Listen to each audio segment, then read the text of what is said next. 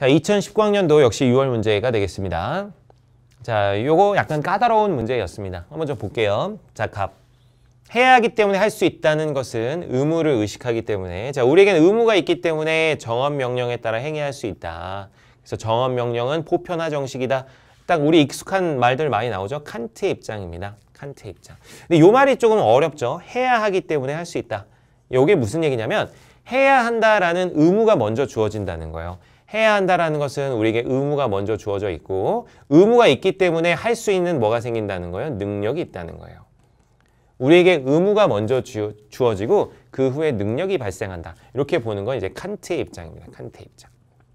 근데 이거 혹시 모르셨어도 그냥 읽어보면 아시죠? 정언명령은 보편화 정식에 따라 나온다. 이게 칸트의 정언명령의 대표적인 이야기죠. 그래서 알 수 있습니다. 을은 뭐 우리 개념 설명할 때는 제가 자세히 말씀 안 드렸는데 역시 뒷단원에서 이 을에 대해서 자세히 배웁니다. 을이 누구냐면 요나스라는 사람입니다. 요나스.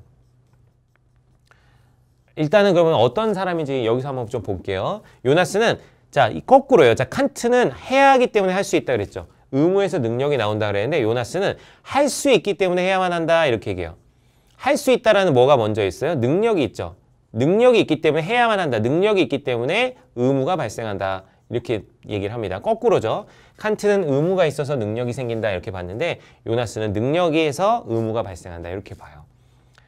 자, 이것은 책임질 수 있는 능력을 지녔다는 것 그 자체로 책임져야 한다는 의미다. 그래서 요나스의 윤리를 뭐라고 하냐면 책임윤리라고 해요. 책임윤리.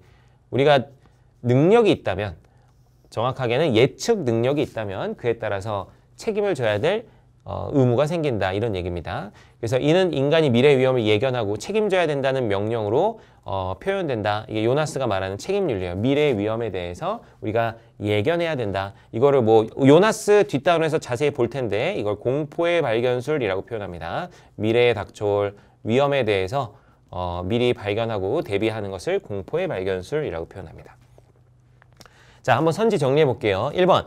갑은 자연적 경향성에 근거한 행위를 도덕행위로 본다 그러는데, 자, 자연적 경향성이라는 것은 뭐 예를 들면 우리가 느끼는 감정 같은 게 일종의 자연적 경향성일 수 있는데, 자, 칸트는 그런 자연적 경향성에 근거한 행위는 도덕적 행위로 보지 않습니다. 오로지 뭐에 따라서만, 의무의식에 따라서만 행동하는 것이 도덕적 행위입니다. 자연적 경향성에 근거하는 게 아니라 칸트에게는 의무의식입니다. 의무의식.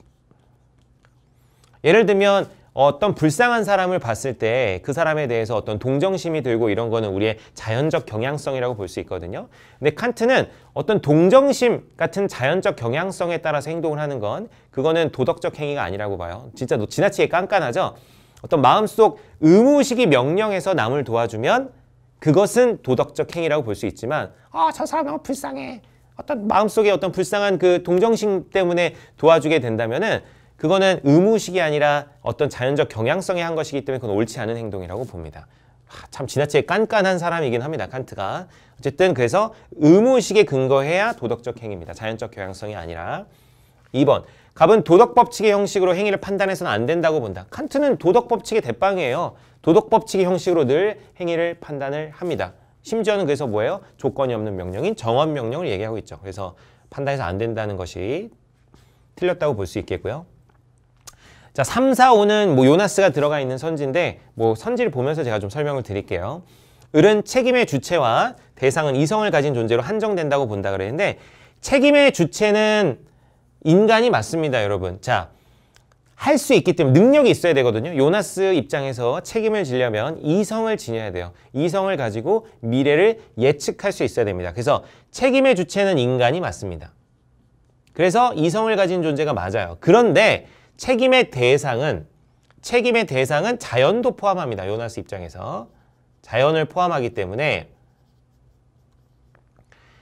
책임의 주체는 이성을 가진 존재로 한정되는 것이 맞지만 대상에는 자연을 포함하기 때문에 이렇게 한정될 수가 없습니다. 그래서 3번도 틀렸다고 볼 수 있어요. 그래서 3번도 아니다 이렇게 말씀드릴 수 있고 요나스 관련해서는 하여튼 뒷단원에서 또 자세히 한번 설명해 드리도록 하겠습니다. 4번. 을은 의도하지 않은 결과까지 책임져야 되는 것은 아니라고 본다 이러는데 여러분 한번 생각해 보세요. 미래에 닥쳐올 위험 그걸 우리가 의도했겠어요? 뭐 예를 들면 최근에 어떤 코로나 사태로 인해서 전 세계에 많은 피해가 발생하고 있는데 이런 거를 인간이 당연히 의도했겠습니까? 당연히 의도하지 않았겠죠.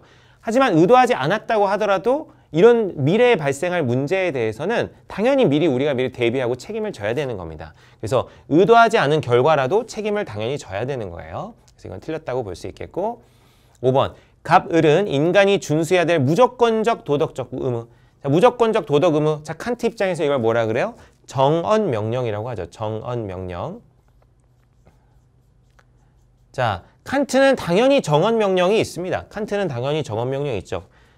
자, 요나스는 과연 그럼 정언 명령을 얘기했을까? 요나스도 정언 명령을 얘기했습니다.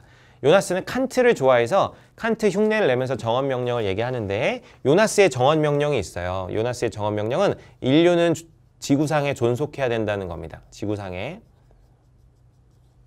존속해야 된다. 이건 이유가 없는 정언 명령입니다.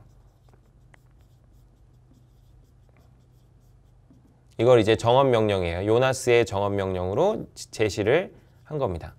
그래서 칸트도 그렇고 요나스도 그렇고 둘 다 정언 명령을 이야기했기 때문에 둘 다 무조건적 도덕적 의무가 인간에게는 있다. 이렇게 얘기했다고 볼 수 있겠죠. 그래서 정답은 몇 번이다?